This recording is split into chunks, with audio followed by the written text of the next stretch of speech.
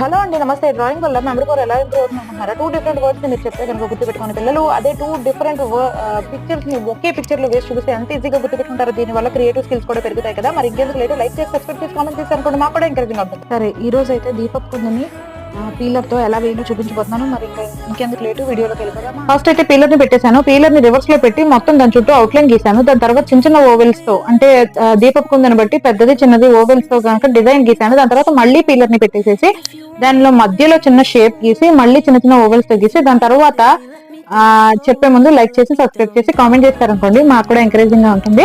దాని తర్వాత పీలర్ ని మామూలుగా స్ట్రైట్ గా పెట్టి పైన ఎక్కడైతే ఆయిల్ వేస్తామో ఆ షేప్ అంతా గీసాను. దాని తర్వాత దాని మీద ఉన్న చిన్న చిన్న డిజైన్స్ కూడా గీసాను. అయితే నేను డార్క్ ఎల్లోని లైట్ ఎల్లోని యూజ్ చేశాను. డార్క్ ఎల్లోని అవుట్లైన్స్ ఎక్కువ యూజ్ చేశాను. మనకి ఎప్పుడైనా సరే అవుట్లైన్స్ డార్క్ గా కనిపిస్తాయి కదా, అందుకని చెప్పేసి. దాని తర్వాత దానిలో ఉన్న చిన్న వెలుగును